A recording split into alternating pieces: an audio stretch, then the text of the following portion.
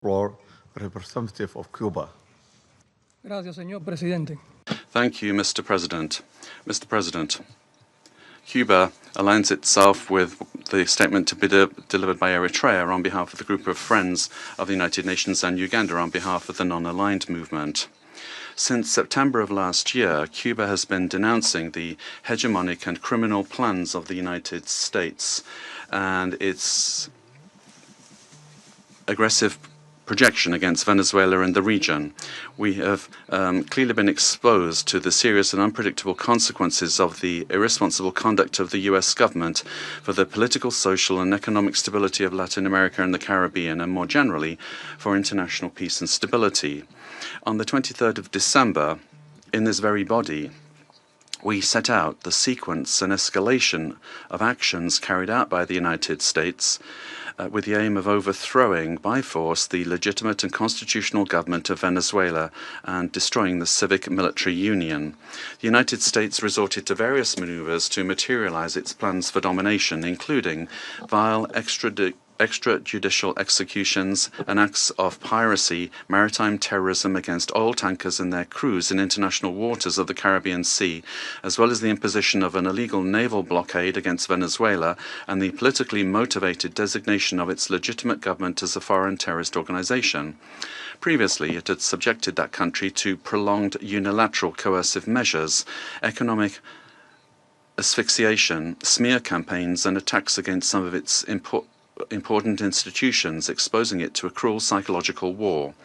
With absolute disrespect for the Charter of the United Nations and international law, including relevant resolutions adopted by this Council and by the General Assembly, on January the 3rd, United States military forces attacked Venezuela with total brutality and treachery, and in an unacceptable and barbaric act kidnapped its legitimate president, Nicolás Maduro, and his companion, Cilia Flores.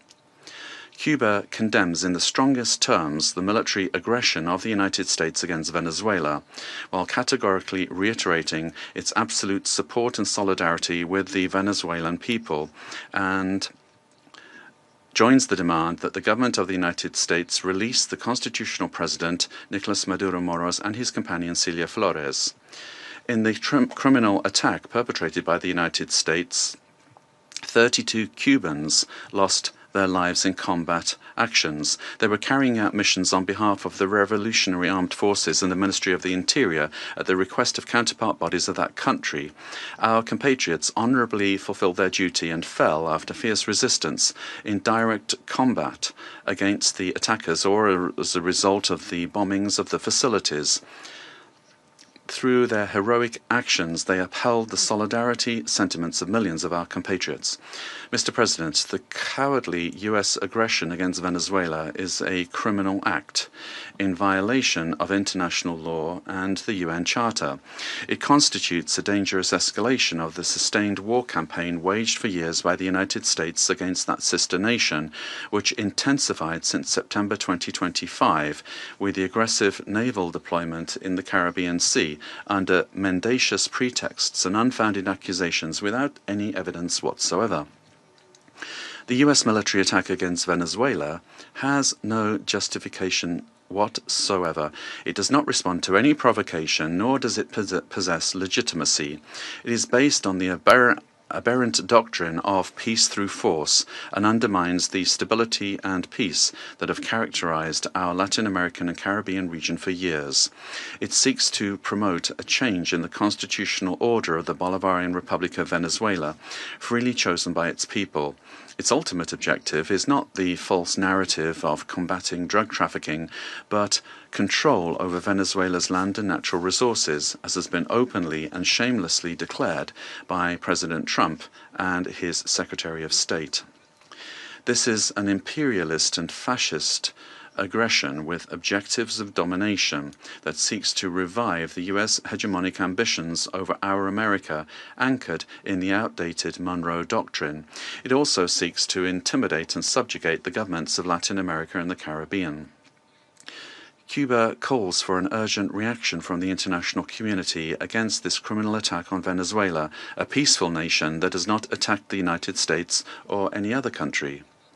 We call on all governments, parliaments, social movements, and peoples of the world to condemn the US military aggression against Venezuela and to confront this act of state terrorism that threatens international peace and security and seeks to impose a new doctrine of US imperialist domination in Latin America and the Caribbean and in the world. Mr. President, the recent statements about imperialist plans to steer Venezuela toward a supposed safe, appropriate and prudent transition are totally unacceptable.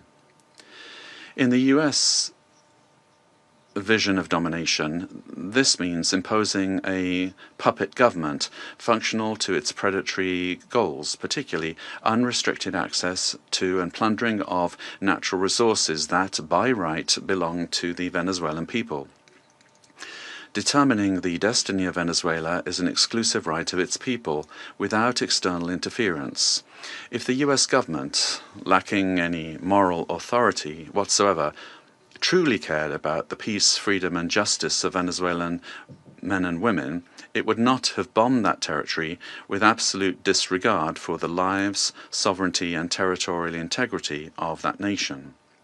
I conclude by reaffirming our unwavering adherence to the proclamation of Latin America and the Caribbean as a zone of peace, and by calling for action with the firmness and determination that current circumstances demand, always in defense of international law and of a future of peace for all the peoples of our America and of the world. Thank you.